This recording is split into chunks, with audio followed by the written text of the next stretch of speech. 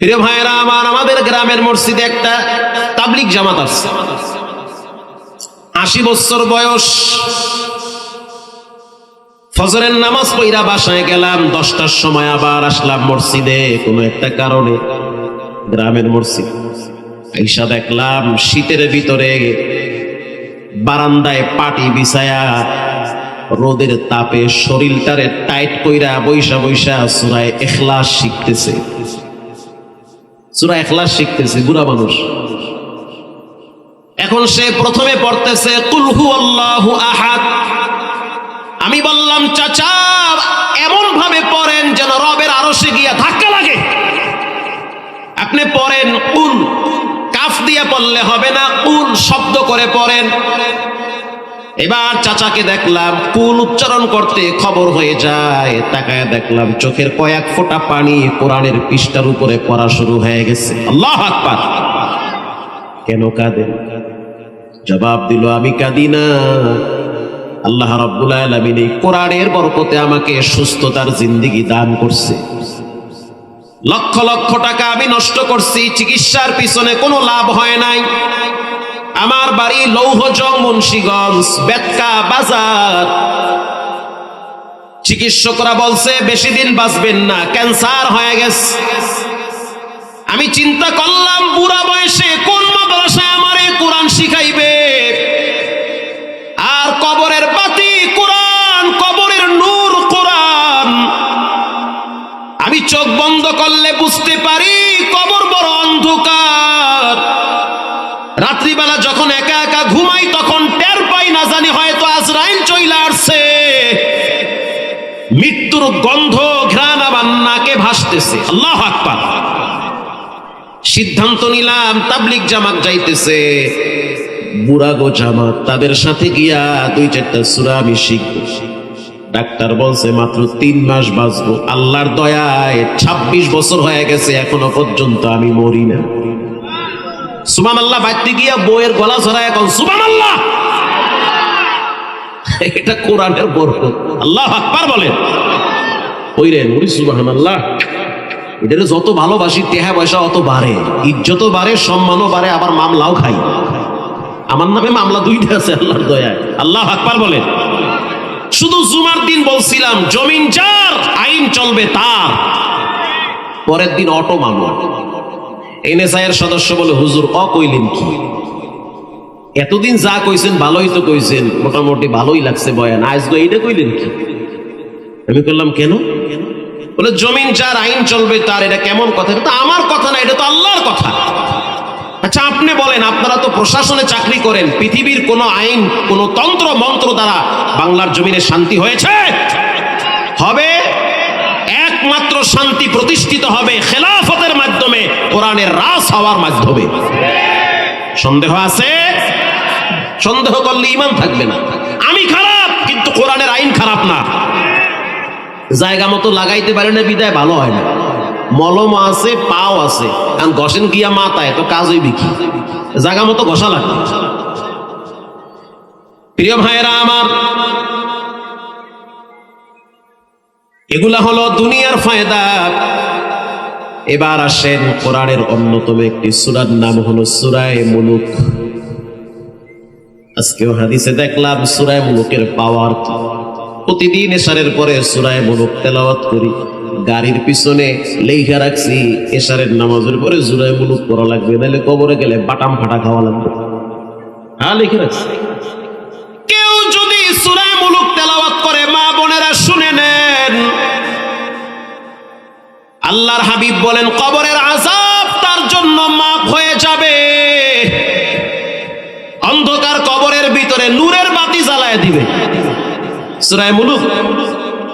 তাবারাকাল্লাযী বিয়াদিহিল মুলক ওয়া হুয়া আলা কুল্লি শাইইন কাদির।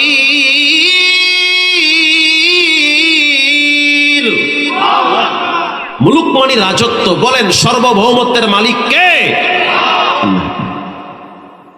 প্রিয় ভাইরা আমার, আপনারা কি শেষ পর্যন্ত থাকবেন? অনেক বাঙালি খুব চালাক, এরা আবার অনেক সময় খিচুড়ি টিচুড়ি না থাকলে জায়গা আলহামদুলিল্লাহ, আপনাদের যেভাবে উপস্থিতি দেখলাম বা যেভাবে একটা আগ্রহ দেখলাম, খিচুড়ির লোভে আপনারা বসেন নাই, আপনারা কোরআনের লোভে বসেছেন। মাশাআল্লাহ। বাঙালি অনেক চালাক, যেই বলি একটু পরে দোয়া হইবে, হুজুর দোয়া করতে থাকেন, মুই যাই, মোনাজাতটাও করবে না। পাকিস্তানিরা আইছে বাঙালিকে ঠগাইতে, কিন্তু পারে নাই, পিঠা খাইয়া গেছে। কথা কম রাখা। পাকিস্তানি কয়, এই বাঙালি ইসকো কেয়া হয়, গাছে দেখছে কাড়াল ফল, কাড়াল চেনেন আপনারা? আমাকে বরিশাল এলাকায় কাড়াল, আপনারা কি করেন? ইসকো কেয়া হয়, মেওয়া ফল হ্যাঁ, এটা মেওয়া ফল। কাহাতি হে, মুখ সে খাওয়াতি হে, এটা মুখ দিয়ে খায়। পাকিস্তানি আদা বোদা মনে করছে এটা কেমনে কেমনে খায় আল্লাহ জানে। এটা কেমনে খায়? এটা সহজ ভাবেই খায়, গাছ দিয়ে পারে, ফাইরে মুখ দিয়ে খায়, ভিতরে মুখ হান্দাই দিয়ে খাওয়া লাগে, খুব মজা, খুবই মিষ্টি সুস্বাদু খাবার। কথা কি বুঝতেছেন? পাকিস্তানি করছি কইটারে ভাইরা ভিতরে মুখ হান্দাই দিচ্ছে, হান্দাইয়া যখন মুখ বাইর করছে পুরো কষে চেহারা গেছে বেড়ে হইয়া, কিছুই দেখে। বাঙালি আসো না গেছো, তোরে না মাইরে মুই যাই, এত সোজা তুই মনে করলি? এই যে ভিতরে যে অনেক ঝামেলা হয়ে গেছে, কি করবো? তুলা দিয়ে ঘষাতে ঠিক হয়ে যাইবে। দেশে তুলা দিয়ে ঘষা, বাঙালি আসো না গেছো, কেন মুই আসি তোর পিছনে, খেদমত না করে যাবো না তো। এখন দিয়ে আরো যা দেখতাম হ্যাঁ দেখি না, আজরাইল বুঝি না হাত ধরে আইছে, কয় আগুন ধরায় দেখবে ঠিক হয়ে যাবে সব। বাঙালি অনেক চালাক না? অনেক চালাক। চায়ের দোকানে 3 ঘন্টা বয়া থাকবে টিভির সামনে, তারপরও তার ধৈর্য নষ্ট হয় না। মসজিদে গেলে তারাবির সবাই ইমাম সাহেব যদি একদিন 10 মিনিট দেরি করে, তাইলেই মোটামুটি কয় হুজুরে করে কি, লেগাম ছাড়া ট্রেন স্টার্ট দিছে। কথা কন না কা? যত ধৈর্য চায়ের দোকানে, আর যত অধৈর্য সব মসজিদে। রাগ করতেছেন নাকি? আল্লাহ আমাদেরকে হেদায়েত দান করে। আরো জোরে বলেন। প্রিয় ভাইরা আমার, এরকম একটি সূরা আপনাদের সামনে তেলাওয়াত করেছি, সূরাটার নাম হলো সূরা নূহ। আল্লাহ রাব্বুল আলামিন বলেন, ইন্না আরসালনা নূহান ইলা কওমিহি আন আনযির কওমাকা মিন ক্বাবল আইয়াতিয়াহুম আযাবুন আলীম। আল্লাহ বলেন, ও নূহের উপরে ওহী নাযিল করে বলেন, কওমকে সতর্ক করো, তাদেরকে সচেতন হতে বলো, গুনাহমুক্ত জীবন যাপন করতে বলো, তা না হলে কিন্তু আমার আযাব একেবারে কাছাকাছি চলে আসছে। আল্লাহু আকবার। এই সূরার ভিতরে রব্বুল আলামিন বলেন,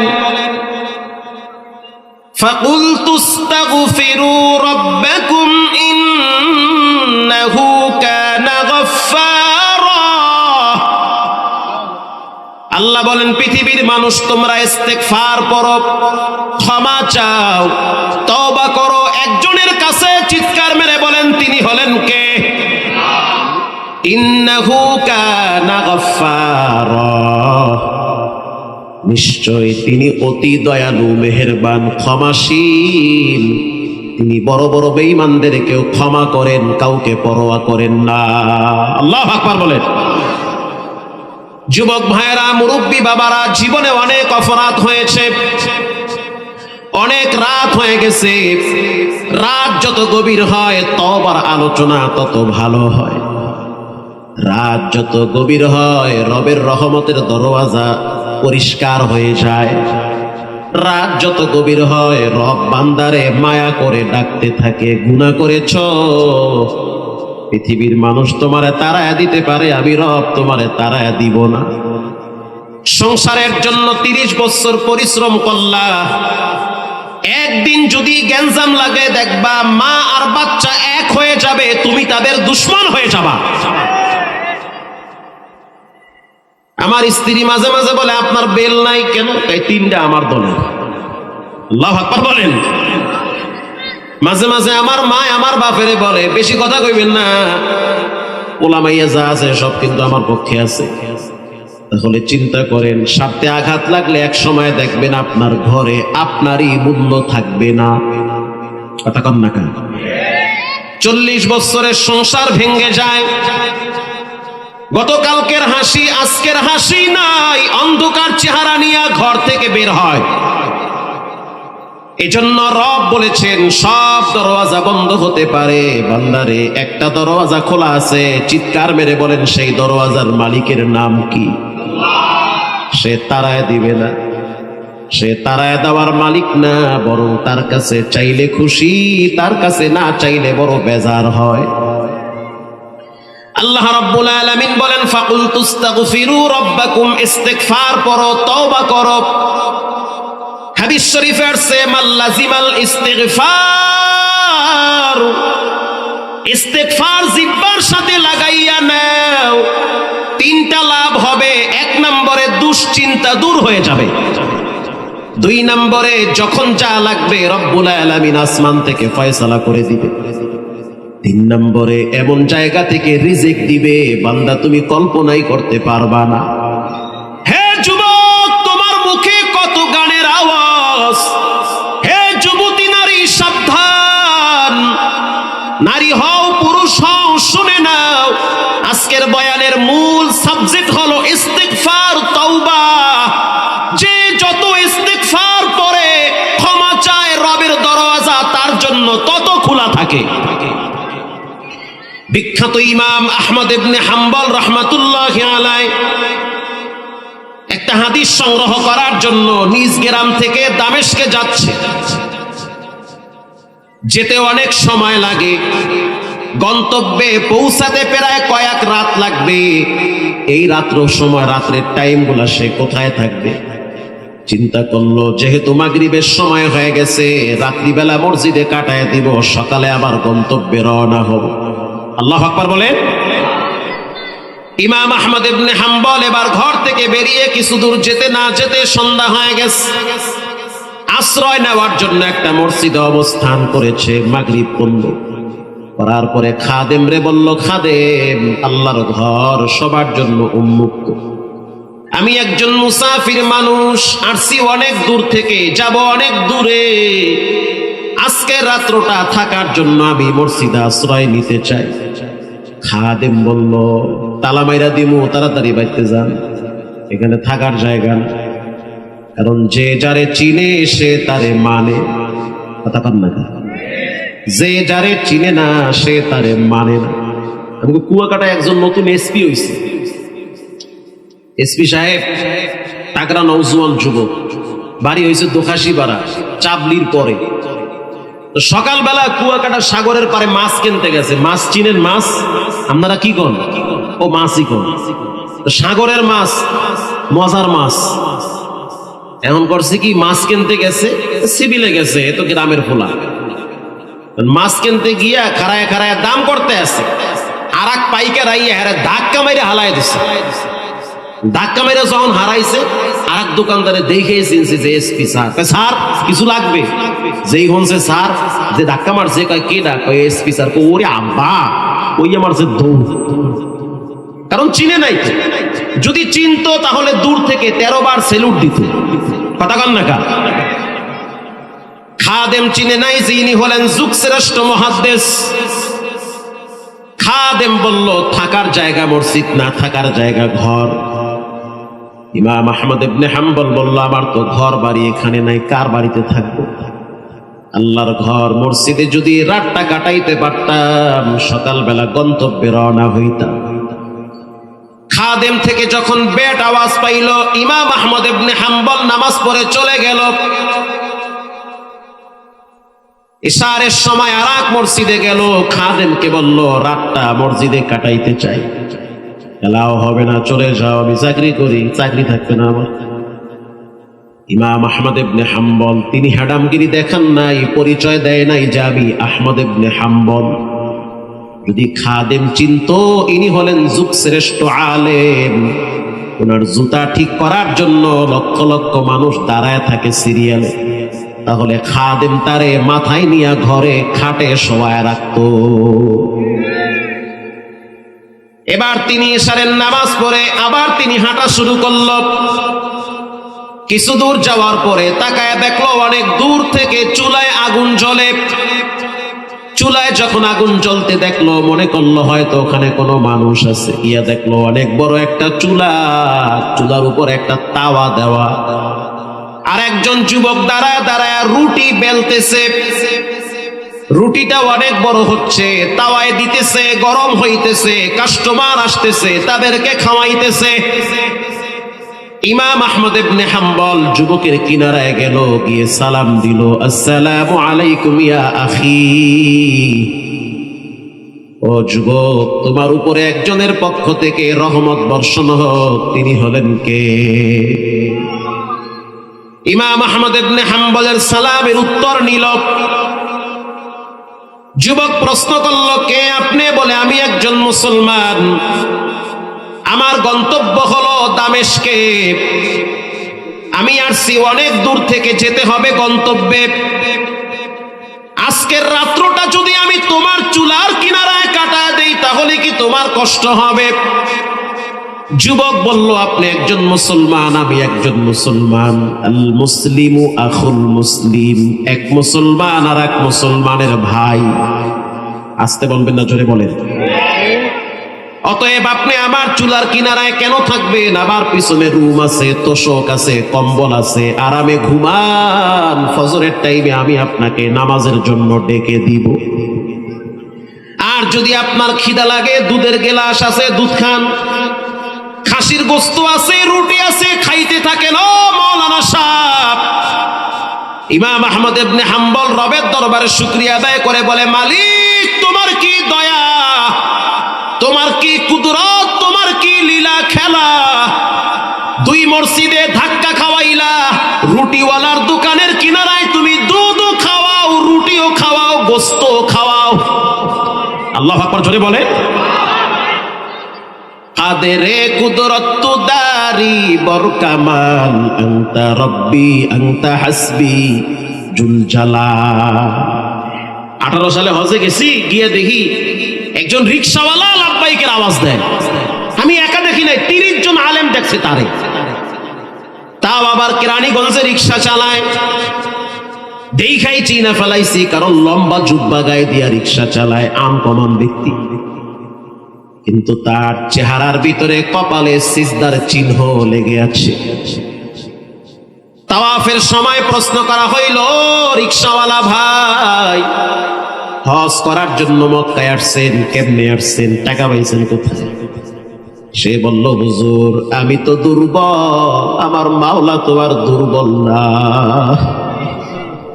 আমি দুর্বল হতে পারি, কিন্তু আমার মালিক দুর্বল না। রব চাইছে বিদায় কবুল হয়ে গেছে। যখন কোন মানুষ হজ থেকে আসে, তখন আমার একটা আতর হাদিয়ে দেয়। আমি যেই মসজিদে ফজরের নামাজ পড়ি, ইমাম সাহেব গত বছর হজ থেকে আইসা আমার আতর হাদিয়ে দিছে।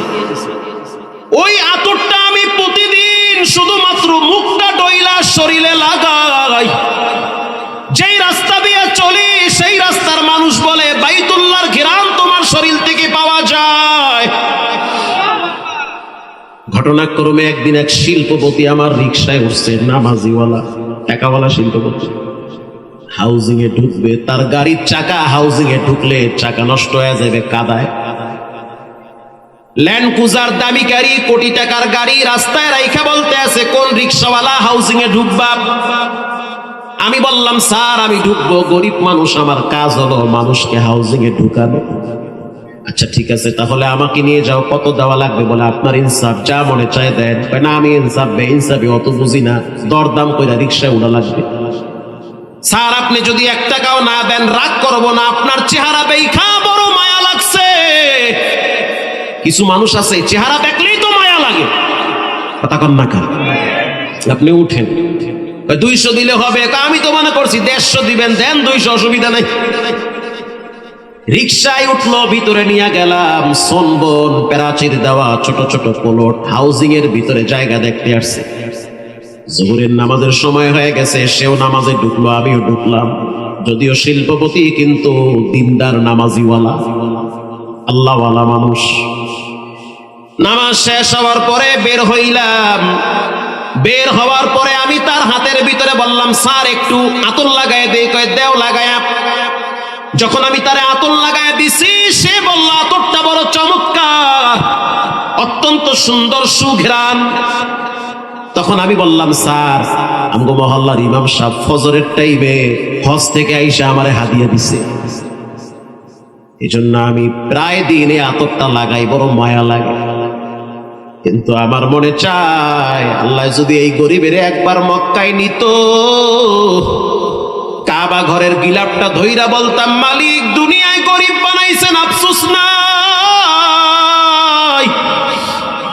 মরার পরে কবরে দুই পাশের মাটির চাপ দিয়েন না, হাসরের ময়দানে বিচারের কাঠ করায় দাঁড় করাইয়েন না রে আল্লাহ। এই কথা বইলা আমি আতরের ডিব্বার উপরে চুমা দিছি, কারণ আতরের ডিব্বাটা মক্কা মদিনা ঘুইরা আমার পকেটে আসছে। এটা ভালোবাসা, প্রেম। যেই রাস্তা দিয়া তোমার প্রেমিকা হাঁটে সেই রাস্তার মাটি তুমি শুঙ্গো, এই রাস্তা দিয়ে আমার প্রেমিকা হাঁটছে। তোমার প্রেমিকা যদি একটা কলম দেয় তুমি 13 বার সেটাকে চুমা দাও। তোমার প্রেমিকা যদি মোবাইলে কল দেয় তুমি আনন্দে হেসে দাও। আর যারা মক্কা মদিনার পাগল, তারা তো মক্কা মদিনার থেকে কেউ আসলে তার জামাত থেকে মক্কা মদিনার ঘ্রাণ পাইতে থাকে। আর হাজিদের পাইলে কপালে চুমা দিয়া বলে, হাজি সাহেব আমিও দোয়া চাই, নবীর ঘরে যেন একবার হইল হাজিরা দেওয়ার সুযোগ দেয়। হুজুর আল্লাহর দয়া, এক শিল্পপতি আমারে বলল, মক্কার প্রতি তোমার এত প্রেম, আমি তো এরকম রিকশাওয়ালা দেখি নাই। আমি তো প্রতি বছর আমার অনেক কর্মচারীরা উমরায় পাঠাই, হজে পাঠাই, পাসপোর্ট আছে। বলে হুজুর আমি মুরগি আর গরু বিক্রি করে পাসপোর্ট বানাইছি, আরো 3-4 বছর হয়ে গেছে পাসপোর্ট বানাইছি, মেয়াদ মনে হয় শেষ হয়ে যাবে। জি সাহেব। শিল্পপতি বলল, আগামীকাল উত্তরা আমার সাথে দেখা করবি। নাম্বার দিয়ে গেছে, টেলিফোন করছি, 6-7টা গেট পের হয়ে ভিতরে ঢুকা লাগছে, অনেক নামি দামি মানুষ। আমাকে বলল, পাসপোর্ট জমা দাও, রেডি হয়ে যাও, 2-1 দিনের ভিতরে মেডিকেল টেস্ট হবে, আগামী সিজনে তোমাকে হজের সফরে বাইতুল্লাহর মেহমান বানানো হবে। বলেন, যেটা কেউ পারে না সেটা পারেন কে? এজন্য মনটাকে দুর্বল করবেন না, ভাঙবেন না। রব চাইলে সব হয়, বান্দা চাইলে কিছুই হয় না। ইমাম আহমদ ইবনে হাম্বল যুবককে বলল, যুবক আসার পর থেকে দেখলাম তোমার জিহ্বার সাথে শুধু লেগে আছে আস্তাগফিরুল্লাহ। রুটি বেলোয়ার পর আস্তাগফিরুল্লাহ, রুটি তাওয়ায় দাও আবার পড়ো আস্তাগফিরুল্লাহ, লাকড়ি চুলায় দাও আবার পড়ো আস্তাগফিরুল্লাহ। ইমাম আহমদ ইবনে হাম্বল বলল, এটা বইলা তুমি কতটুকু লাভবান হয়েছ? যুবক বলল, মুরব্বী শোনেন। যুবককে চিনে না উনি কে? যুবক বলল, মুরব্বী শোনেন, আল্লাহর দয়ায় আল্লাহ পাক আমাকে মুস্তাজাবুদ দাওয়া বানায় দিছে। আমি যেই দোয়াটা করি রব সেই দোয়া কবুল করে নেয়। অতএব আমার জীবনে শুধু একটা দোয়া এখনো কবুল হয় নাই, সেটা হলো ছোটবেলায় আব্বার মুখে শুনছি এই যুগের নাকি শ্রেষ্ঠ আলেম ইমাম আহমদ ইবনে হাম্বল। আমার মনটা চায় তার হাতের সাথে যদি একটু হাতটা লাগাইতে পারতাম তাহলে আমার জীবনটা ধন্য হয়ে যেত। ইমাম আহমদ ইবনে হাম্বল নিজেকে আর সামাল দিতে পারে না। যুবক, রব্বুল আলামিন তোমার এই দোয়া কবুল করেছে। ইমাম আহমদ ইবনে হাম্বলকে খুঁজতে হবে না, তিনি তোমার চুলার কিনারায় দাঁড়াইয়া আছে। আয় আয় আমার বুকে আয়। বুঝতে পারছি যে ব্যক্তি ইস্তিগফার পরে রব্বুল আলামিন তার জিহ্বাটাকে কবুলওয়ালা জিহ্বা বানায়। এজন্য যুবক ভাইরা, বাচ্চারা, মাদ্রাসা ছাত্র ভাইরা, স্কুলের ছাত্র ভাইরা, লেখাপড়া করো, স্কুলে যাও, মাদ্রাসায় যাও, ইস্তিগফার যেন তোমার জিহ্বায় লেগে থাকে। আল্লাহু আকবার বলেন। আল্লাহ রাব্বুল আলামিন বলেন, ইউরসিলিস সামাআ আলাইকুম মিদরারা। যদি ইস্তিগফার করো তাহলে টাইম মতো আমি বৃষ্টি দিব। মুসা আলাইহিস সালাতু ওয়াস সালাম তার জমানায় একবার বৃষ্টি বন্ধ হয়ে গেছে। এলাকার মানুষ এসে বলতে আছে, পয়গম্বর মুসা, আমরা অনেক বড় অপরাধী, আমরা বনি ইসরাইলের জাত, আমরা বড় উল্টা পাল্টা, কিন্তু রব বৃষ্টি বন্ধ করেছে, ফসল উৎপাদন বন্ধ হয়ে গেছে, পশু পাখি না খায় মরতেছে। আপনি আল্লাহর পয়গম্বর, দোয়া করেন রব যেন বৃষ্টির ব্যবস্থা করে দেয়। মুসা আলাইহিস সালাম হাজার হাজার মানুষদেরকে নিয়ে দোয়া করতে আছে, আরশের মালিক আল্লাহ বন্ধ করে দিয়েছেন, জমিন চৌচির হয়ে গেছে, ফসল উৎপাদন অনুপযুক্ত হয়ে গেছে, বৃষ্টির ব্যবস্থা করে দেন। রব্বুল আলামিন বলল, মুসা যেই মজমায় দোয়া করো, মজমার ভিতরে একজন জিনাকার বসা, ওই জিনাকারের জন্য ফলাফল হচ্ছে না, তার মানে বৃষ্টি সাময়িকভাবে বন্ধ হয়ে গেছে। মুসা আলাইহিস সালাম ডাক দিয়ে বলল, জিনাকার, জিনা কইরা মজমায় বৈশা দোয়া করলে দোয়া কবুল হবে না। তোমার কারণে বাচ্চারা কষ্ট পায়, তোমার কারণে মহল্লার নারীরা কষ্ট পায়, তোমার কারণে পশু পাখি কষ্ট পায়।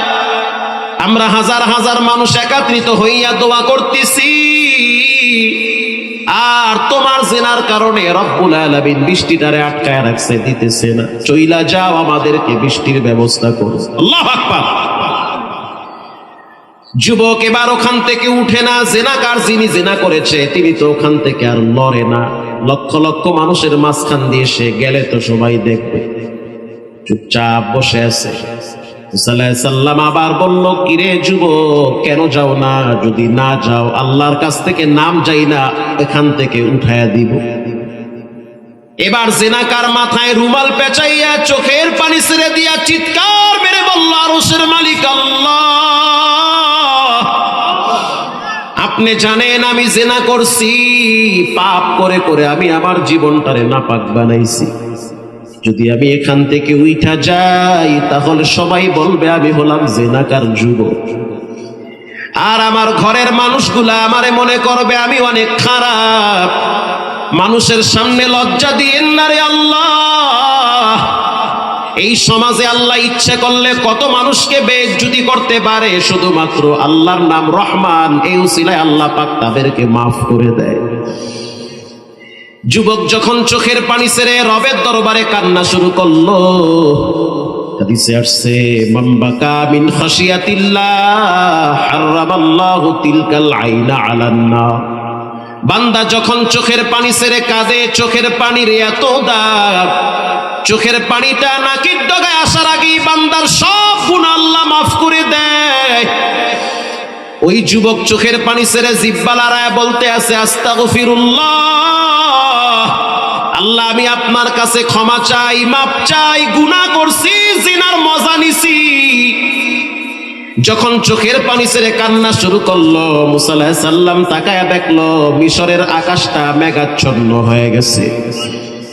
একটু পরেই মুষলধারে বৃষ্টি শুরু হয়ে গেছে। মুসা আলাইহিস সালাম প্রশ্ন করলো, রব্বুল আলামিন বললেন কি আর হইল কি?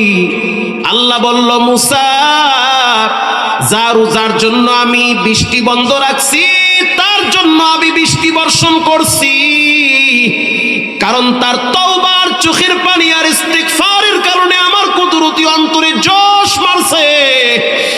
এ কারণে আমি রব তাকে মাফ করে আবার পুনরায় বৃষ্টি নাজিল করছি। আল্লাহ কোরআনে বলেন, ইউরসিলিস সামাআ আলাইকুম মিদরারা, যদি তোমরা ইস্তিগফার পড়ো তাহলে তোমাদের যখন বৃষ্টি লাগবে তখনই বৃষ্টির ব্যবস্থা করা হবে। সুবহানাল্লাহ, জোরে বলেন। প্রিয় ভাইয়েরা আমার, আল্লাহর নবীর প্রিয় সাহাবী সালামাতুন আনসারী রাদিয়াল্লাহু তাআলা আনহু, কষ্ট হয় আপনাদের? সালামাতুন আনসারী রাদিয়াল্লাহু তাআলা আনহু, তিনি একজন জলিল কদর সাহাবী, দামি সাহাবী। তার একজন বন্ধু ছিল, নাম হলো আব্দুর রহমান ইবনে আউফ, পয়সাওয়ালা বন্ধু, বাড়ি হলো মক্কায়, মদিনায় বাড়ি, আনসারী সাহাবী। আল্লাহর হাবিব যুদ্ধের ময়দানে চলে গেল, এই সাহাবীকে মদিনায় পাহারাদারির দায়িত্ব দিয়ে গেছে, তুমি মদিনায় জিম্মাদারি পালন করবা, আর কার কার ঘরে বাজার লাগবে তুমি তাদের ঘরে বাজার পৌঁছায়া দিবা। সালামাতুন আনসারী রাদিয়াল্লাহু তাআলা আনহু চিৎকার মেরে মেরে বলতেছে যে, কার ঘরে বাজার লাগবে, আমি মদিনার বাজার থেকে তোমাদের ঘরে বাজার পৌঁছায়া দিব, কারণ তোমাদের ঘরের পুরুষরা জিহাদের ময়দানে অংশগ্রহণ করেছে। আল্লাহু আকবার, জোরে বলেন। আল্লাহর কাছে তিন জিনিস সবচেয়ে প্রিয়। এক নম্বরে আসসালাতু আলা ওয়াক্তিহা, নামাজ। বলেন কি? মুখ খুলে আওয়াজ দিয়ে বলেন কি? 2 নম্বরে বিররুল ওয়ালিদাইন, মা বাবার খেদমত। আব্বা আম্মার পায়ের নিচে জান্নাতটা বিছায় রাখছেন একজন, তিনি হলেন কে? আল্লাহর কাছে 2 নম্বরের সবচেয়ে প্রিয় জিনিস হলো মা বাবার খেদমত, মা বাবার খেদমত। 3 নম্বরে আল জিহাদু ফি সাবিলিল্লাহ, সন্ত্রাসী বন্ধ করা, টেন্ডারবাজি বন্ধ করা, দুর্নীতি বন্ধ করা, ধর্ষণ বন্ধ করার অন্যতম এক হাতিয়ারের নাম হলো জিহাদ। আরো আসতে বলেন না, জোরে বলেন ঠিক না ব্যাঠিক? যার অন্তরে জিহাদের তামান্না থাকবে না তার মৃত্যু হবে মুনাফিকের মতো। এই জন্য জিহাদি তামান্না অন্তরে থাকা লাগবে। তৈয়ার হয়ে যাও, গাজওয়ায়ে হিন্দের ডাক চলে আসতে পারে, রামবামদের সাথে যুদ্ধ হতে পারে। আমরা সামনের কাতারে বুক পেতে দাঁড়িয়ে দিতে চাই, আমরা সামনের কাতারে বুক পেতে দিতে চাই। তারপরেও কালেমার পতাকাকে উড্ডীন করে ধরতে হবে, ঠিক না বা ঠিক? নেতার জন্য, নেত্রীর জন্য যদি জীবন দিতে পারো, হ্যাঁ বিরামপুরের যুবক সাবধান, সচেতন হও। রক্তের মালিক কোন নেতা না, নেত্রী না, রক্তের মালিক একজন, জীবনের মালিক একজন। আওয়াজ দিয়া বলেন তিনি হলেন কে? রক্তের মালিক যিনি, জীবনের মালিক তিনি, জীবনের মালিক যিনি, রক্তের মালিক তিনি, হায়াতের মালিক তিনি। জীবন যদি দিতে হয় তার জন্য দেওয়া লাগবে। ওদিন একজনে কয়, হুজুর দোয়া করেন যেন আল্লাহ আমারে মরণ দেয়। কেন? ঘরে কোনো শান্তি নাই। কেন শান্তি নাই? ছেলে মেয়ে কথা শোনে না, বউ কথা শোনে না। যা কামাই করি ঘরে গেলে শুনি শুধু নাই আর নাই। কয়দিন পর দেখবেন আমিও নাই। এরকম এক বেচারায় মনে অশান্তি নিয়ে চিন্তা করলো যে দুনিয়ায় বাইচে থেকে লাভ নাই, মরে যাবো। মনে করছে মরে গেলেই বুঝি শ্বশুর বাড়ি গেছি। মরার পরে যে ফেরেশতারা গুরজুলে খাড়াই রয়েছে এইটা আর মাথায় নাই, মনে করছে কবরে গেছি আর বাসর ঘরে গেছি। এবার সিদ্ধান্ত নিল মারা যাব, ঘরে শান্তি নাই, সব ভেজাল। বিয়ে করছে হেন দেহে ভেজাল, মাইয়ে বলা 3টা, এর বড় দেহে আর একবার লাগে ফোনে টাঙ্কি মারে। কথা কন না কা? আমনে তো কন নাউজুবিল্লাহ, হে তো কয় আউজুবিল্লাহ। বাচ্চা 3-4টা, তাও উল্টা পাল্টা। নেশাখোর সন্তান ঘরে ঘরে আছে না নাই? ফ্রিজ ধরে ঠেলে আর কয় এটা এটা এটা খাম্বা রাস্তার মাঝখানে, মাথায় কাজ করে, অভাব নাই, ঘরে ঘরে নেশাখোর। ঢাকা শহরের অলিতে গলিতে শুক্রবার দিন মদ খাইয়া খাম্বা দইরা ঠেলে আর কয় পুরো দেশ আমার। কথা কন না কা? বিয়ে করছি ভেজাল, বাচ্চা কাচ্চা যা হইছে তাও ভেজাল। ভেজাল্লে দুনিয়ায় থাকবো না, মরে যাবো। কষ্ট হয়? কষ্ট হলে যান গা। আমি আরো 2-4 জায়গায় দাওয়াত নেওয়ার লোক আইনে, এখানে দাওয়াতের অভাব নাই। আমার ফোন থাকে বন্ধ, আমার মন মতো আমি ওয়াজ করবার লাগছি। আল্লাহ পাক যদি এই উসিলায় হেদায়েত দান করে, আমিন বলেন। আর যাইবেন কদ্দূর? যাওয়ার আগেই তো পরকাল হয়ে যেতে পারে। আজকের রাতে এমনও তো হতে পারে আপনার জন্য কাপড়ের কাপন তৈরি হয়ে গেছে, হয়তো আপনি জানিয়ে দিলেন। ভেজাল্লে দুনিয়ায় থাকবো না, মইরা যামু। গেছে ফার্মেসিতে। ফার্মেসি আছে না আপনার দেশে? ফার্মেসিতে কি বিষ নেয়? গিয়া বলে ডাক্তার সাহেব বিষ দেন। কেন? যদি কয় আমি খামো তাহলে তো আর দেবেন না, তুই খাইয়া মরবি, মরও মারবি। বলে ডাক্তার সাহেব ঘরের ভিতরে তেলা পোকা ইন্দুরের উৎপাত বেড়ে গেছে, বিষ দেন যেন খায়া মরে। ডাক্তার 1 বোতল বিষ দিয়ে বলতে আছে খালি মুখটা খুইলা রাখবেন, ঘেরান হনলি দেখবেন অজ্ঞান হয়ে গেছে। চিন্তা করলো এই বোতল বিষ খায়া টানটানা ঘরে খায়া মরে যাবো গা, ঝামেলায় বাচ্চা গেলাম। এত প্যারার সহ্য হয় না। দুনিয়ার ঝামেলা, কিস্তি আর কিস্তি, লোন আর লোন। মরার পরেও হেনে গিয়াও এনজি ওয়ালারা কয় তাড়াতাড়ি উঠতে কিস্তি দিয়ে। কথা কান না কা? এরকম ঘটনা পত্রিকায় পড়ছি আমি। বিষ নিয়ে ঘরে গিয়া দরজা জানলা সব লাগাইছে। লাগানোর পরে পুরা বিষের বোতল এক টানে শরবতের মতো খায় লাইছে। খাওয়ার পরে 1-1.5 ঘন্টা হয়ে গেছে, ঘ্যাংরায় না গলা, বুক ব্যথাও করে না, শরীরটার ভিতরে কোনো আবভাব কিছুই। আবভাব বুঝেন তো? আব্বা বুঝেন না, মানে কোনো পরিবর্তন নাই। চিন্তা করছে জানলা বুঝি লাগানো, দরজা লাগানো, এজন্য মনে হয় আজরাইল আইতে পারে না। খোল দরজা। 1.5-2 ঘন্টা পরে চইলা গেছে ডাক্তারখানায়, গিয়া বলল, ডাক্তার কি বিষ দিলা, খাইলাম মরলাম না। ডাক্তার ও মাই গড, তুমি খাইছো? আমি খাইছি। আমি খাইছি মানে আমি নিজে পুরো 1 বোতল মারিয়ে দিছি। তুমি কি মরো নাই? না মরি না। কি মরবো? দেখেন না আমার গলামালা সব ঠিক আছে। ডাক্তার বিষের বোতল হাতে নিয়ে বলে, সরি, এটা ডেট ফেল বিষ, ভেজাল্লা বিষ। মরার লাগিয়ে খাইছি বিষ, এনেও দেখি ভেজাল। লাগবে না তোর বিষ, হালা। দোকানে গিয়া লইছে একটা দড়ি, লাইলন দড়ি, সাদা লাইলন দড়ি আছে না, এই দড়ি নিয়ে বাড়ি গিয়া আর এক বাড়ির পিছনে গিয়া গাছের সাথে ঝুইলা পড়ছে, গলায় দড়ি দিয়া মরবে। কিন্তু মজার বিষয় হলো, ঝুইলা যাওয়ার সাথে সাথে মাঝখানটা চিরা পড়ে গেছে। দোকানে গিয়া বলল, কি ব্যাপার, কি দড়ি দিছেন? মরলাম না জি। মরলাম না মানে তুমি দড়ি দিয়া গরু বানবা? না, আমার তাই বালছি। দোকানদার বলতে আছে, দেখি দড়ি তো চিরার কথা না। দোকানদার দড়িটা হাতে নিয়ে বলতে আছে, দুঃখিত, এটা কয়েক মাস বৃষ্টিতে ভিজার কারণে ডেট ফেল হয়ে গেছে, এটা ভেজাল্লা দড়ি। এছাড়া আরো বিপদে বলল, ঘরেও ভেজাল, বিষেও ভেজাল, দড়িতেও ভেজাল, তুমি যাবো কই? এবার চিন্তা করলো, বিরামপুর টু ঢাকা হাইওয়ে রাস্তা আছে না, এই রাস্তার 3 মাথায় গিয়া শুইয়া পড়ছে। রাত্র 2টার সময় বড় বড় গাড়ি আসবে, আমার গলার উপর দিয়ে চলে যাবে, আমি জায়গায় শেষ হয়ে যাব। এত ঝামেলা ভালো লাগে না।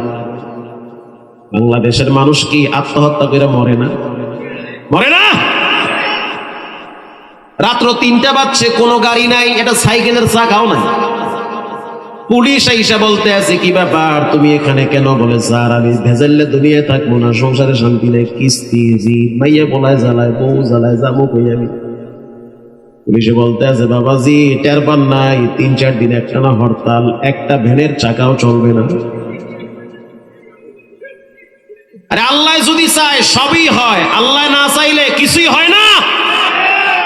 হাকিমুল উম্মত থানবীর কিতাবে পড়ছি,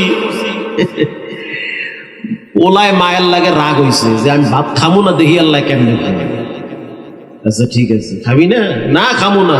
ওলায় রাগের ঠেলায় গাছে উঠতে বয়ে রয়েছে। মায় করছে কি, ভাত নিয়ে গাছের গোড়ায় ঠিয়েছে, বাবা তুই খাইস, রাগ হইস না, খাওয়ার লাগে রাগ হইতে। ডাকাইতের দল ওখান থেকে যাওয়ার সময় তাকায় দেখলো গাছের উপরে মক্কেল হাজির, নিচে আবার ভাত। সর্দার বলতে আছে, গোলামের পর নিচে নাম, ওই ভাতের লাগে বিষ মিশিয়ে রাখছো, আমগো খাওয়াইয়া মারবি, বুদ্ধি করছি তুই। ওই ভাত তোরে খাওয়াবো, নাম তাড়াতাড়ি। ওইটা নামতে চায় না, জোর করে নামায়া জুতা দিয়ে পিটাইয়া খাওয়াইছে। আল্লাহ যদি কেউ রে খাওয়ায়, জুতা দিয়া পিটাইয়া খাওয়ায়, আবার যদি রবের সিদ্ধান্ত হয় নিজের হাতের রান্না করার খাবারও খেতে দেয় না। কি বুঝছে ঠিক কইছেন আল্লাহ জানে। আমার আমি কইয়া গেছি ভাই, এমন হয় না যে রামছে বাড়ছে মজা করে খাইবে, খাওয়ার আগে কয় স্যার চলেন। হয় কি হয় না? রব চাইলে সবই হয়, বান্দা চাইলে কিছুই হয় না। ইউরসিলিস সামাআ আলাইকুম মিদরারা, ইস্তিগফার বললে বৃষ্টি দিবেন কে? আর অতীতের যত গুনাহ আছে ক্ষমা করার মালিক একজন, তিনি হলেন কে? আল্লাহর নবীর সাহাবী হযরত সালামাতুন আনসারী রাদিয়াল্লাহু তাআলা আনহু। এই ঘটনা পরে বলতেছি, তার আগে বলতেছি, একজন যুবক সাহাবী নবীর কাছে এসে বলল, কাদ জানাইতু, আমি জিনা করছি, আমাকে শরীয়তের বিচার করে দেন। আল্লাহর হাবিব বলল, তুমি জিনা করো নাই, যাও। নবীজি বিষয়টাকে একটু অ্যাভয়েড করে চলতে চাইতেছে যে না, তুমি জিনা করো নাই, যাও, তুমি ঘরে চলে যাও। আবার পরের দিন আয়েশা বলতে আছে, রাহমাতুল লিল আলামিন, আমি জিনা করছি। আল্লাহর হাবিব আবার বলল, যাও, তুমি জিনা করো নাই। যুবক বিবেকের তাড়নায় গুনাহের ওজন অনেক বাইরে গেছে, নবীর দরবারে আবার আয়েশা বলে, আমি জিনা করছি, আমাকে বিচার করে। আমি জাহান্নাম থেকে বাঁচতে চাই, কবরের আযাব থেকে বাঁচতে চাই। আল্লাহর হাবিব তৃতীয়বার তাকে ফিরাইয়া দিছে, যাও তুমি জিনা করো নাই। যুবক আবার আইসা বলতে আছে, কদ জানাইতু, আমি জিনা করছি, আমার উপরে শরীয়তের হক চালু করেন। আল্লাহর হাবিব বলল, সাহাবীরা তাকে তার মহল্লায় খবর নিয়ে দেখো সে কি পাগল নাকি। হাদিস শরীফে আসছে, মহল্লায় খবর নিয়ে দেখলো সে পাগল না, মেন্টাল না। আল্লাহর নবী আবার পাঠাইছে, যাও গিয়া দেখো তার বন্ধু বান্ধবের কাছে খবর নাও সে কি পাগল নাকি। বন্ধু বান্ধব বলল পাগল না, যথেষ্ট জ্ঞানের অধিকারী, সে বিবেকের তাড়নায় জাহান্নামের ডরে জিনার শাস্তি বহন করার জন্য দাঁড়ায় গেছে। প্রিয় ভাইয়েরা আমার, প্রিয় ভাইয়েরা আমার, আল্লাহর হাবিব বলল তাকে একটা গর্তের ভিতরে গলা পর্যন্ত গাইরা দাও। এই যারা ব্যভিচার করো, বিয়ে করার পরেও যারা আরেক মেয়ের সাথে অপকর্ম করো, হে নারীরা, স্বামী থাকার পরেও যারা গোপনে গোপনে ব্যভিচারে লিপ্ত হও, তারা তো মার্ডার কেসের আসামি, তারা তো খুনি। খুনির শাস্তি কি? গলা কেটে উড়ায় দাও। ঠিক বিবাহিত পুরুষ বিবাহিত নারী যদি জিনা করে তাদের শাস্তি হলো পাথর মেরে উড়িয়ে দাও। কথাটা কি মোল্লার না আল্লাহ? আল্লাহর কথা, আল্লাহর বিধান।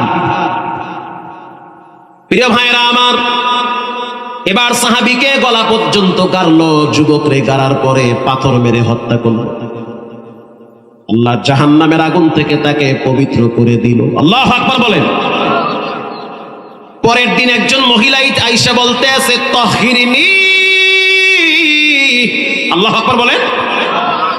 হুজুর, আমি একজন মদিনার নারী, গুনাহ করতে করতে গুনার গাট্টিটা অনেক বড় হয়ে গেছে গো আল্লাহর হাবিব, জাহান্নামের আগুন থেকে বাঁচতে চাই, জিনার গুনাহ নিয়া কবরে যাইতে চাই না। জিনা কইরা কইরা জীবনটারে আমি নাপাক বানায় ফেলাইছি। যেই জমিনে কোরআন নাজিল হয়, যেই জমিনে জিবরাইল আসে, যেই জমিনে অসংখ্য ফেরেশতারা অবতরণ করে, সেই জমিনে আমি জিনা করছি।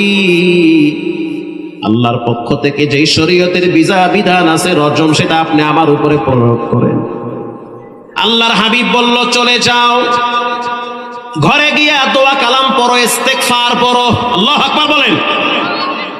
মহিলা বলতে আছে, আপনি মাইস বিন মালিককে 3 বার তাড়ায়া দিছেন, আমারে তাড়ায়া দিতে পারবেন না। আমি জিনা করছি, আমার সাক্ষী আছে। আল্লাহর হাবিব বলল, চলে যাও বাসায়। মহিলা তৃতীয় দিন আইসা বলতে আছে, হুজুর আমার সাক্ষী আছে। আল্লাহর হাবিব বলল, কি তোমার সাক্ষী? বলে, আমার পেটের বাচ্চা। ও এলাকার মা বোনেরা শুনে নেন, আমি এলাকায় আসার পরে শুনলাম মহিলারা নাকি নকল চুল লাগায়। নকল চুল, নকল চুল নারী পুরুষ সবার জন্য লাগানো হারাম। কি হালাল না হারাম? আসতে বললেন, আরো আসতে বলেন। জায়েজ নেই, টেটো আঁকা হারাম। আপনার এমন কি সমস্যা যে চুল লাগাইতে হবে? আল্লাহ যা দিছে ওটাই তো সৌন্দর্য, নতুন করে কোনো কিছু লাগার প্রয়োজন নাই। বাস এই পর্যন্ত। মহিলা বলতে আছে, হুজুর তাহহিরনি, আমারে পবিত্র করেন। আমার সাক্ষী হলো, আমার পেটের ভিতরে দুধের একটা বাচ্চা আছে, ছোট বাচ্চা আমার পেটের ভিতরে আছে, এখনো ভূমিষ্ঠ হয় না। আল্লাহর হাবিব বলল, তুমি অন্যায় করছো, পেটের বাচ্চা তো কোনো অন্যায় করে নাই, যাও বাসায় চলে যাও। আল্লাহর হাবিব বলেও নাই যে বাচ্চা হওয়ার পর আমার কাছে আইসো, এটা বলে নাই যে বাচ্চা হওয়ার পরে আইসো, বলছে যাও বাচ্চা পেটে আছে, ভূমিষ্ঠ হোক, বাসায় চলে যাও। আল্লাহু আকবার বলে। নবীজি চাচ্ছে সে গোপনে তওবা করুক। বাচ্চা হওয়ার পর ছোট বাচ্চা নিয়ে নবীর সামনে দাঁড়ায় বলল, হুজুর গুনার গাট্টিটা অনেক বড় হয়ে গেছে। যুবক ভাইরা পায়ে হাত দিয়া বলি, কোন পাপ মানুষরে আরামেরে ঘুমাইতে দেয় না। পাপের মজা বড় খারাপ, পাপের অপর নাম হলো সাজা। মা বোনেরা সাবধান, আপনার সবচেয়ে বড় পীর হলো আপনার স্বামী। স্বামী যদি কানা, মা বাবার সাথে ভালো আচরণ করেন, খবরদার স্বামীর প্রতি অকৃতজ্ঞ হয়েন না। কারণ নবীজি বলেছেন, ইয়া মা'শারান নিসা তাসাদ্দাকনা, ও নারীরা তোমরা আল্লাহর রাস্তায় দান করো, কারণ আমি জাহান্নামে দেখছি নারীর সংখ্যা বেশি। ঈদের দিন নবীজি নারীদেরকে টার্গেট করে বলেছেন, দান করো, দান করো, আমি দেখছি নারীদের সংখ্যা জাহান্নামে বেশি। একজন সাহাবী সাহস করে বলল, হুজুর নারীদের সংখ্যা জাহান্নামে বেশি হওয়ার কারণ কি? আল্লাহর হাবিব বলল, দুইটা কারণ। বলেন কয়টা? এক নম্বরে, নারীরা কথায় কথায় লানত দেয়, কথায় কথায় অভিশাপ দেয়, বাচ্চারেও দেয়, বাচ্চার বাপেরও দেয়, বাচ্চার দাদারেও দেয়। আমার দাদি, আমার চাচি, আমার খালা, আমার মা দেখছি কথায় কথায় বলে, এত মানুষ মরে, মুই কেন মরি না? নিজেরে মারতে চায়, নিজের অভিশাপ দেয়। এত মানুষ মরে, বাচ্চা কেন মরে না? টাইম মতো কেন ঘরে আসলো না? সন্তান রে লানত দেয়। আবার সন্তান যখন বিপদে পড়ে তখন মায় গোপনে গোপনে কান্দে। অতএব নিজের বিপদ নিজে ডাকবেন না। দুই নম্বরে, নারীরা স্বামীর অকৃতজ্ঞ হয়, শুকরিয়া আদায় করে না। 30 বছর দাম্পত্য জীবন ভালো চলেছে, 1 বছর করোনার কারণে ইনকাম নাই, অথবা পাও ভেঙে গেছে, ফ্যাক্টরিতে আগুন লাগছে, দোকানে ব্যবসা নাই, দেখবেন ঘরের ভিতরে বিবি প্রথম বইলা ফেলাইবে, তোমার ঘরে শান্তি পাইলাম না। 30 বছর যে শান্তি পাইলো, এটার প্রতি শুকরিয়া আদায় করলো না। রাগ কইরেন না মা বোনেরা, জান্নাতে যাওয়া মহিলাদের জন্য অনেক সহজ। নামাজ পড়বা, পর্দায় থাকবা, স্বামীর খেদমত করবা, লজ্জাস্থান হিফাজত করবা, রোজা রাখবা। নবীজি বলেন, জান্নাতের যে কোনো গেট খোলা আছে, চাইলেই তুমি প্রবেশ করতে পারবা। এই মহিলাটা বাচ্চা হওয়ার পর নবীর দরবারে কোলে কইরা বাচ্চা নিয়ে আসছে। বাচ্চা আনার পর বলতে আছে, ইয়া নবী আল্লাহ তাহহিরনি, আমারে পবিত্র করেন, আমি নাপাক। ওগো আল্লাহর হাবিব, এই হলো দুধের বাচ্চা। আল্লাহর রাসূল বলল, যাও দুধের বাচ্চা কেমনে দুধ পান করবে? দুধের বাচ্চারে দুধ পান করাও, 2 বছর পান করাও। ও যখন নিজের হাতে রুটি নিয়ে খাইতে পারবে তখন দেখা যাবে। 2টা বছর এই মহিলাটা দুধের বাচ্চা নিয়ে কতই যে কষ্টে ছিল। অবহিত বাচ্চা পালা যে কি কষ্ট, এই অবহিত বাচ্চা নিয়ে 2টা বছর পার করেছে। এক একটা রাত এই মহিলার জীবনে 1-1টা বছরের সমান গেছে। কিন্তু বাচ্চা তো রক্তের টান আছে। এই বাচ্চা কচি হাত দিয়া মায়ের গালে হালকা মৃদু আঘাত করে, মায়ের কপালে চুমা দেয়। তারপরও আল্লাহর শাস্তির সামনে মহিলাটা নিজেকে প্রস্তুত করেছে। আল্লাহু আকবার। এই দুনিয়ার মায়া ছেড়ে কবরে যেতে চায়, জেনা ব্যভিচারের শাস্তি মাথা পেতে মেনে নিতে চায়। দুধের বাচ্চার হাতে একটা রুটি দিয়া নবীর সামনে আইনা বলতে আছে, হুজুর এই বাচ্চা নিয়ে আসছি, নিজের হাতে রুটি কামড়ায় কামড়ায় খাইতে পারে, এবার আপনি বিচার করেন আমার। আল্লাহর হাবিব বলল, খালিদ বিন ওয়ালিদ, বীর মুজাহিদ যুবক সাহাবী, দেখতে অনেক সুন্দর। এই মহিলাটারে উত্তপ্ত গরম বালু মরুভূমির ভিতরে নিয়ে যাও, ওখানে গলা পর্যন্ত গর্তের ভিতরে মহিলাটারে গাইরা পাথর মেরে হত্যা করো। শরীয়তের বিধান রজম স্পষ্টভাবে আল্লাহর আইন চালু করে দাও, মহিলাটাকে পবিত্র করে দাও। খালিদ বিন ওয়ালিদ এই মহিলাটারে নিয়ে গেল মাঠের ভিতরে। মাঠের ভিতরে নেওয়ার পর গর্ত খনন করলো গলা পর্যন্ত। গর্ত খনন করার পর ওই গর্তের ভিতরে মহিলাটাকে নামাইল। চতুর্দিক থেকে পাথর বৃষ্টির মতো শুরু হয়। আল্লাহু আকবার বলেন। এমন জোরে একটা পাথর মারল খালিদ বিন ওয়ালিদ, পাথরটা আইসা মহিলাটার কপালে লাগছে। মহিলাটার কপালে লাগার সাথে সাথে কপাল থেকে রক্ত ফুলকি দিয়া খালিদ বিন ওয়ালিদের দেহে গিয়া লাগছে। খালিদ বিন ওয়ালিদ বলতে আছে, সি সি, অপবিত্র জিনাকারিনী ব্যভিচারিণী নারীর রক্ত আমার দেহে লাগছে। সি সি যখন বলল, আল্লাহর নবী বলতে আছে, ও খালিদ বিন ওয়ালিদ, এই মহিলাটারে সি সি বইল না। এই মহিলার চোখের পানি আর তওবা যদি মদিনায় ভাগ করে দেওয়া হয়, সব গুনাহগারকে আল্লাহ মাফ করে দিবে। हर गोरी दे देने तू तैयार है, जो न मांगे उससे तू बेजार है। आती नफी दारे दुनिया ना हसन, आती नफी दारे उक़बा ना हसन। এই জন্য আজ থেকে পাক্কা নিয়ত করেন, প্রতিদিন 100 বার ইস্তেগফার পড়বেন। যেই নবীর কোনো গুনাহ নাই সেই নবীও প্রতিদিন 100 বার ইস্তেগফার করত। যার আব্বা মারা গেছে, বাবার কবরের পাশে দাঁড়াইয়া বেশি বেশি দুরূদ শরীফ পড়েন, ইস্তেগফার করেন। আব্বা আম্মা যদি জীবিত থাকে তাদের জন্য দান করেন। আল্লাহ, এমন রোগ মা বাবারে দিয়েন না যে রোগের কারণে মা বাবা বিছানা বন্দী হয়ে যায়। কত অফিসার দেখছি সন্ধ্যা পর্যন্ত ডিউটি করে রাত্র 12টা পর্যন্ত ঘরে মা বাবার প্রস্রাব পায়খানা সাফ করে। কত সেনাবাহিনীর অফিসার দেখছি চোখ দিয়া সারাদিন ক্যান্টনমেন্টে ডিউটি করার পর সাভারে নিজের বাসায় গিয়া নিজের হাতে বাবার প্রস্রাব পায়খানা সাফ করে। কত আলেম দেখছি, কত পুলিশ অফিসার দেখছি মুখ দেয়। সপ্তবার ঘুষখোর না, আল্লাহওয়ালা নেককার অফিসার আছে। কথা কন না কা? তো ঘরে গিয়া আব্বা আম্মার প্রস্রাব পায়খানার খাতা সাফ করে। আবার জুমার দিন এসে বলে, হুজুর 1000 টাকা দিলাম এসির জন্য, দোয়া করেন আব্বা আম্মার অসুস্থতা যেন বেড়ে না যায়। যদি অসুস্থতা বেড়ে যায় তাহলে আমার বাড়ি বিক্রি কইরা চিকিৎসা করার লাগবে।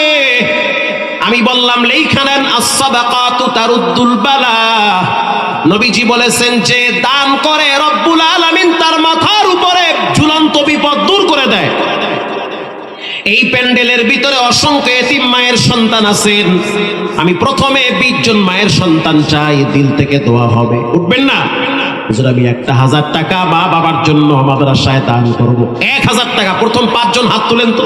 হুজুর আমি আব্বা আম্মাকে হারাইছি, 1000 টাকা আল্লাহর নবীর ঘর মাদ্রাসায় দিয়ে দেব ইনশাআল্লাহ।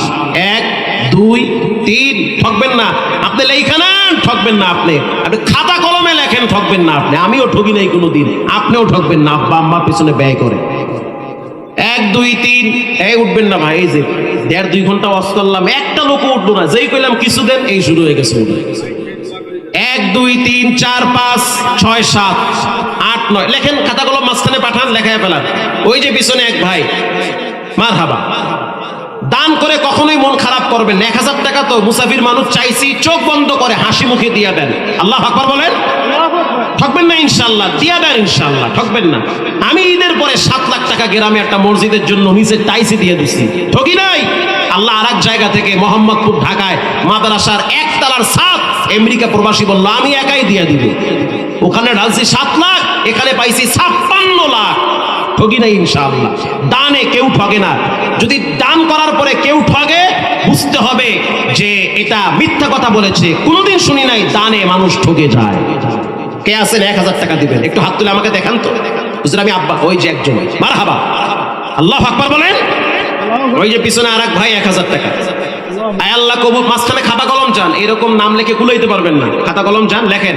ওই ভাইয়ের নামে লেখেন 1000, ওই যুবকের নামে লেখেন 1000, ওই ভাইয়ের নামে লেখেন 1000। জানে মালে বরকত বাড়ায় দেন। জীবনে একবার মক্কা মদিনায় কবুল করেন।